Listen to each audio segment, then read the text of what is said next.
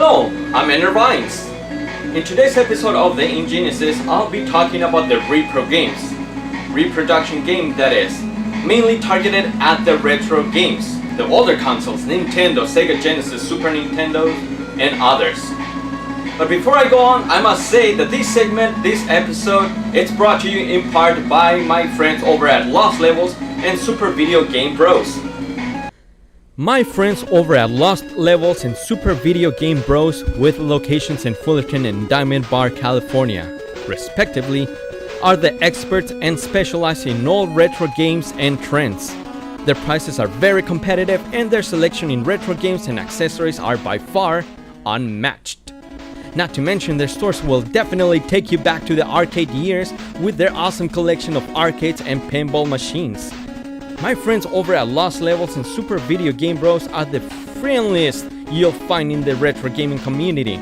And with their wide variety of other retro gaming merchandise, you'll only come to find that this is your paradise for your retro gaming collection hunt. Before I go on, and before we get started, I must emphasize that Lost Levels and Super Video Game Bros do not represent or epitomize any of the content or opinions expressed in this episode of The Ingeniouses. Okay, so here's the deal. As I was on my summer vacation late last month in the cities of Denver, Colorado and Las Vegas, Nevada, I ran into a few stores that is, okay? I'm not talking about Goodwill, I'm not talking about the pawn shops, I'm not talking about the papa's and grandma's little shop over at the end of the shopping centers. No, I'm talking about video game stores specialized in video games. Duh, right? Well, here's where the problem began. Look at these pictures right here. You're gonna say, what's the freaking deal? For God's sakes, just leave that topic alone. Yeah, you say, what's the big deal? We do whatever we want with our money. Yes, you do whatever you want with your money and spend it and stuff. That's fake. Yes, there's one simple word in the retro gaming community to the game Repro and to how it affects the hobby. It's the principle. It's the principle of having a hobby alive and fun for those who want to get into it. You don't want to believe me? Okay, here, I'll have my friend Miserable Crying Baby explain some of the regulations of what Repro it is, because Repro is just a fancy word for counterfeit, for fake. Yes, reproducing and selling fake merchandise! Yeah! God! Come on, Miserable Crying Baby, tell him what it is. Because you're not gonna believe me, right? Here.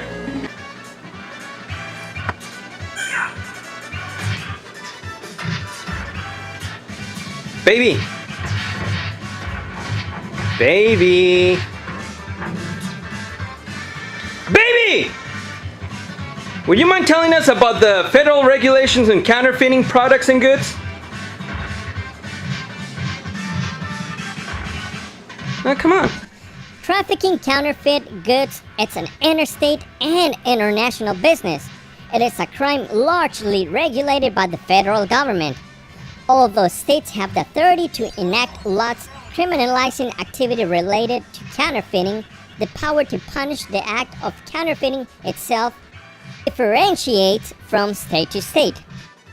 Person commits trademark counterfeiting if such person intentionally manufactures, displays, advertises, distributes, offers for sale, sells, or possesses with intent to sell or distribute marks, goods, or services that the person knows are bear or identified by one or more counterfeit marks and has possession, custody, or control of more than a certain number of items bearing a counterfeit mark. A certain number of items meaning this is the number or value of merchandise that will differ from state to state.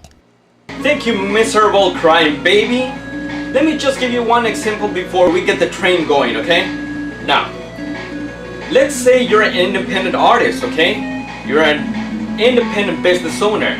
And if you have an art gallery, Mr. Timmy comes by, swings by, starts taking pictures of your paintings, sculptures, and what have you, right, in your gallery?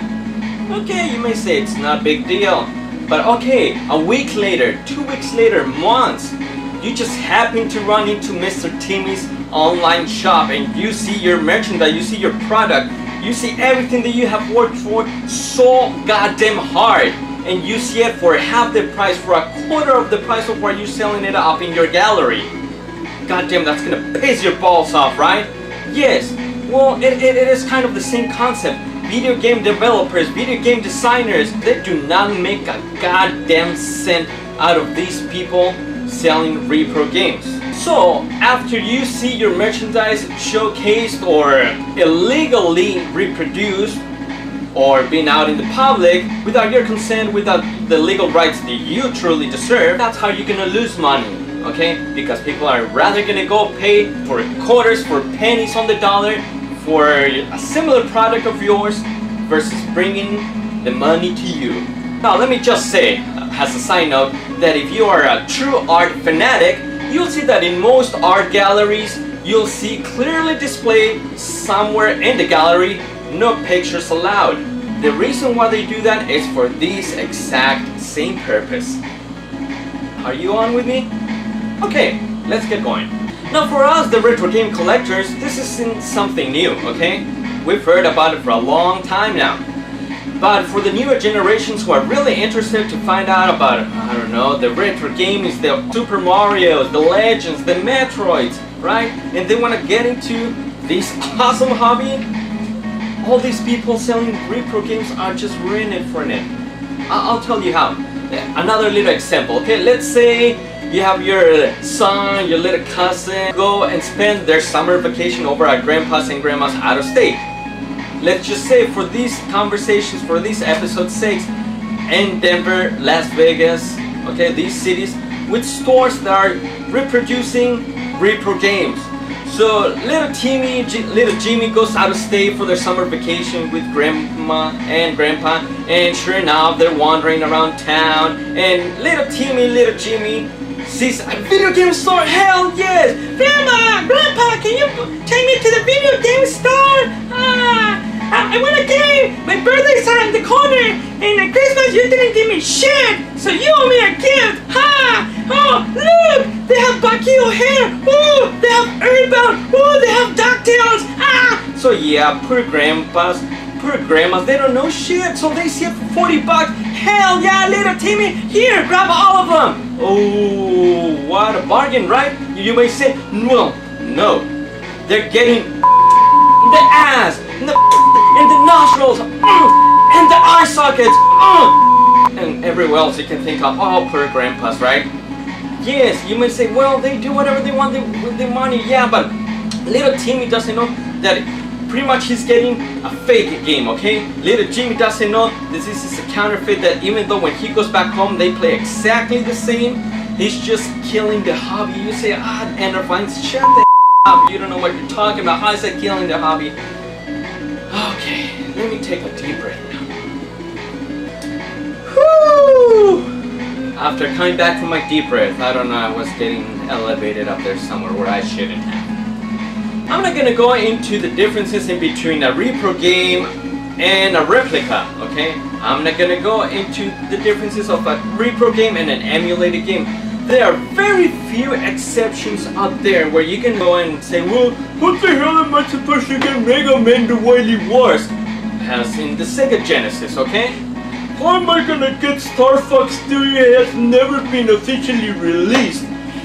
Yes, okay, there might be very few exceptions, but that's a touchy and very fine line in between knowing when to get a repro game and when to get an actual repro game. Does that make sense? I know, it probably doesn't make sense. So, just like these guys right here, advertising, acknowledging that they do have repro merchandise in stock does not make it right. Let me tell you, if I come to you and tell you, I'm gonna kill you, I'm gonna kill your family, I'm gonna stab them up the balls. Yes, it is a crime, right? Yeah, I'm gonna go to jail. Yes, but it doesn't make it justifiable for me to come and commit such murder, to commit such crimes. Well, selling and advertising Repro Games is not a crime. Well, it can be a felony. It can be just a minor business city violation code depending on where you reside. It can be, I don't know, it could well add up to a crime depending on the values on the merchandise and the goods you have and how much you're selling it for, okay? If it adds up to thousands, my friend, you'll be in deep shit. I am very aware that some of these games are gonna go for hundreds and thousands of dollars. God's sakes, I don't even own Little Samson. I can't afford Little Samson, which is on the low thousands range at this day and age. And you're gonna be asking me, you're gonna be bombarding me with questions like, well, if you're not a true collector, you know that you're gonna invest in your collection and you're gonna pay whatever price it takes to build that collection. Well, you know what? Shut up. I just like to invest in my collection conservatively and a little bit more smart. I mean, I have other bills to pay. I don't just invest in collecting. I don't make a business out of it. That being said, I do invest conservatively in my collections of retro gaming. Now, last but not least, for those of you who want to get into the retro gaming collection, here's a little tip brought to you in part by Enervines, myself. Let me just go ahead and put it out there that a classic game does not necessarily mean an expensive game, okay? Examples, as I was out in the Swami flea market a couple weeks ago, looking at Mario 2, Mario 3, Double Dragon 1, Double Dragon 2, Ikari Warriors, just to name a few of those classics. Those games, for crying out loud, you sellers out there are not $25, $30, $35, $40. You blowing my balls off from, the Hobbie! Come on, guys! A classic game does not necessarily mean ka-ching, ka-ching into your pocket. Know the difference between supply and demand, okay? Supply and demand. There are a million Mario 3s, Mario 2s, Double Dragons, Double Dragon 2s out there. A million Ikari Warriors, okay? These are not uncommon or rare titles. So, if you want to go into hunt for these games, just watch out. Okay, one great resource of looking at what are the market value of these games, here, look at pricesharding.com. No, they're not paying me, nor am I advertising for them, but hey, free advertisement, right? You can't beat that. So anyway, now there's going to be quite of a difference when you go to the flea market or someone selling these games online for an outrageously high price versus going to like facilities and stores like my friends over at Lost Levels and Super Video Game Bros. So if you see a Super Mario Brothers for a couple dollars more than what it is in here, don't trip, okay? I'd rather, yes, I do give them my money. Take my money, guys! I love you guys, yes. So you gotta know the difference in between buying from an actual store and a guy next door at the flea market or online. Now, I gotta reiterate that some of these stores are just out of their mind. They're blowing my balls off. Literally, if I could, like, I probably have none by now. So I hope this has been helpful and informative for those of you who want to get into the retro gaming, because it's a hell of fun hobby to have. Until next time, I'm Enervines from the Ingeniouses. Be sure to subscribe and visit our other videos. Take a peek at our other social media platforms, Facebook, Instagram, and hope you like all of our other videos. More to come, and until next time, see you later, alligators, you sexy game geeks.